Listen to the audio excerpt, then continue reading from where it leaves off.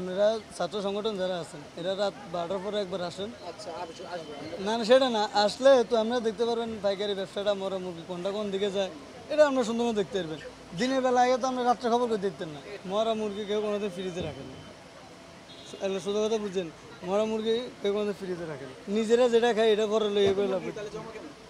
আরও হইব তিনটা দোকান কটা, একটা দুইটা তিনটা, এনেকে এক দোকান এনে সাপ্লাইয়ের ব্যবসা, কয়েক লাখ টাকার প্রতিদিনের ব্যবসা।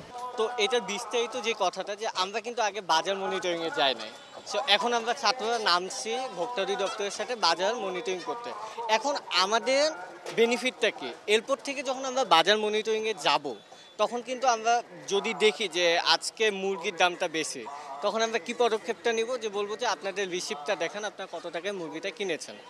যখন আমরা দেখব যে হ্যাঁ তার মুরগি কেনা পড়ছে 150 টাকা, সে 160 টাকায় সেল করতেছে, ওকে ফাইন, তাহলে আমরা বুঝলাম যে সে লাভ করতেছে না, সে তার ব্যবসার জন্য যতটুকু লাভ করার সেই লাভটাই করতেছে, অতিরিক্ত কোনো লাভ করতেছে না।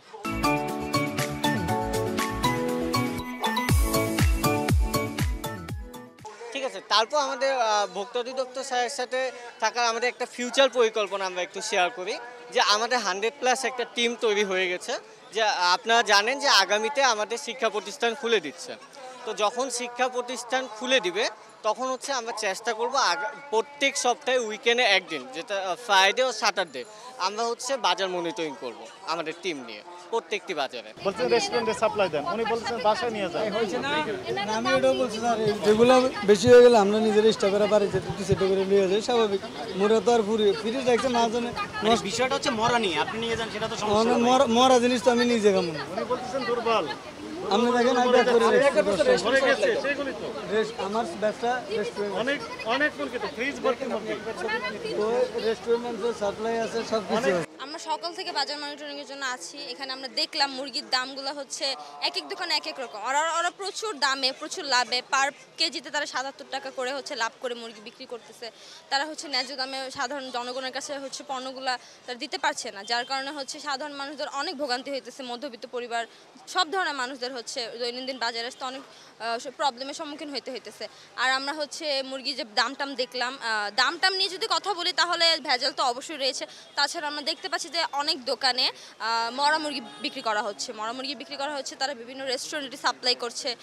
তারা প্রথমে এটি হচ্ছে স্বীকার দিতে চায়নি যে তারা হচ্ছে মরা মুরগি সাপ্লাই করছে বা কিছু একটা বলতে চায়নি। তারা বলতেছে যে তারা বাসার জন্য বা হচ্ছে তারা হচ্ছে বিভিন্ন রেস্টুরেন্টে সাপ্লাই করবে, কিন্তু এরকম কিছুই না। তাদের যখন আমরা হচ্ছে ফ্রিজটা খুলে দেখি, সেখানে 30 থেকে 35 কেজি বেশি, 150 কেজির বেশি তারা এখানে মুরগি ছিল।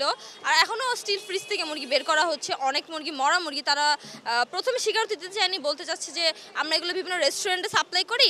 এই মুরগিগুলো হচ্ছে যেসব মুরগিগুলো দুর্বল হয়ে যায়, একটা পর্যায়ে তারা স্বীকার করলো যে এগুলো হচ্ছে মরা মুরগিগুলো তারা ফ্রিজে কেটে সংরক্ষণ করে রাখে, পরে এটা হচ্ছে তারা বিভিন্নভাবে প্রসেস করে বিভিন্ন জায়গায় হচ্ছে সাপ্লাই করছে। জাতীয় ভোক্তা অধিকার সনদ অধিদপ্তরের মহাপরিচালক মহোদয়ের নির্দেশনা দেশব্যাপী একযোগে এই ছাত্রছাত্রীদের নিয়ে অভিযান পরিচালনা করা হচ্ছে। ঢাকা মহানগরীতেও বিভিন্ন গুরুত্বপূর্ণ বাজারগুলোতে 4টি টিম তদারকি করছে। কারণ বাজারের কিচেন মার্কেটে এসে আমরা যেটি দেখলাম যে এই আল্লাহদান চিকেন হাউসে 183 টাকা এবং 195 টাকায় দুই রিসিট আমরা দেখলাম যে সোনালী মুরগি ক্রয় করেছেন, কিন্তু বিক্রি করছেন দেখলাম 260 টাকা, যেটি অনৈতিক, অর্থাৎ অতিরিক্ত লাভের যে প্রবণতা সেটি আমরা খেয়াল করলাম। একই সাথে আমরা দেখলাম এখানে একটা ফ্রিজ রয়েছে। তো ফ্রিজে কি রয়েছে জিজ্ঞাসাবাদ করতে বলেন মুরগি রয়েছে। মুরগিগুলো কোথা থেকে পেয়েছেন, কেন মুরগি রেখেছেন? ওনারা একজন বলছেন যে যে মুরগিগুলো দুর্বল হয়ে যায় সেগুলো ওনারা প্রসেস করে ফ্রিজে রেখেছেন।